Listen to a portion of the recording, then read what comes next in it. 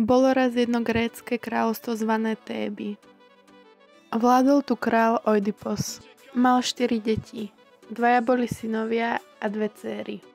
Staršia dcéra Antigona, mladšia dcéra Isména a synovia Polyneikos a Eteokles. I týchto potomkov mal so svojou vlastnou matkou a ona asi ho nevedela zvládnuť, tak sa nakoniec zabila. Oidipus bol zo straty svojej manželky a zároveň matky veľmi pod tlakom a v depresiách, tak si vypichol oči.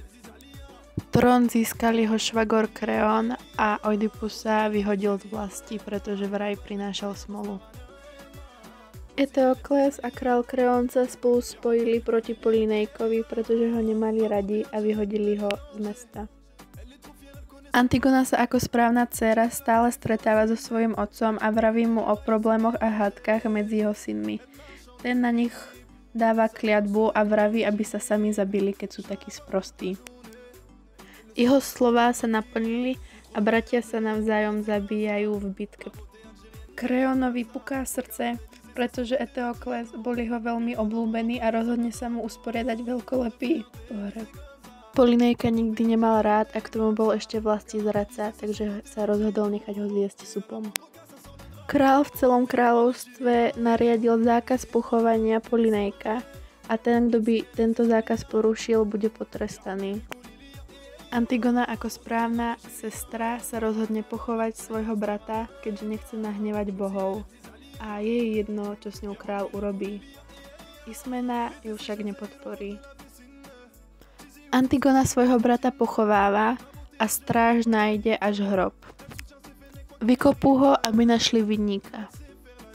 Antigona sa to cez klebety dozvie a rozhodne sa druhýkrát pochovať svojho brata, pričom ju však už staroveká SBS-ka chytí. Dovedú ju pred kráľa, ktorý má na saláme, že ide o jeho rodinu a spolu so jeho sestrou ich chce odsúdiť na trest smrti. Isména je v tom však nevidne, no chce byť zaujímavá a dať sa popraviť tiež. Antigona jej to zakazuje, pretože ona chce byť main charakter tohto príbehu. Kráľov syn Haimon je Antigonin snúbenec a ako každý správny tínedžer je silno zamilovaný. Prosí otca o milosť, no ten je tvrdohlavý. Ako správny budúci svokor sa rozhodne Antigonu zavrieť do skaly. Tí najšarmantnejší, opálení a svalnatí grécki muži hádžu svojimi obrovskými bicákmi Antigónu do jaskyne a vrátka privrtávajú vrtačkou od značky PÍP za 12 000 gréckych libier. Do chrámu, alebo kde to bývali, prichádza slepý veštec Teiresias, ktorý vždy radí Kreónovi, čo má robiť. A tentokrát mu radí, že pokiaľ nechce mať býv s bohmi, mal by ísť hneď oslobodiť Antigonu. Ten je však klasicky tvrdohlavý a nedá si povedať.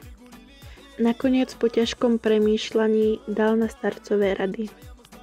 Kráľ je však jemne spomalený a bohužiaľ už bolo neskoro.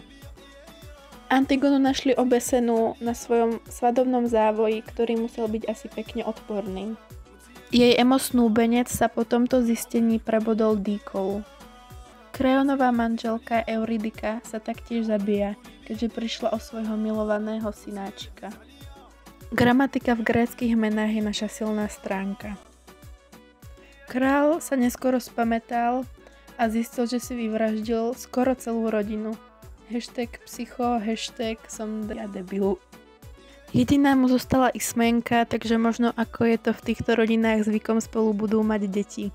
To sa dozviete v ďalšej časti.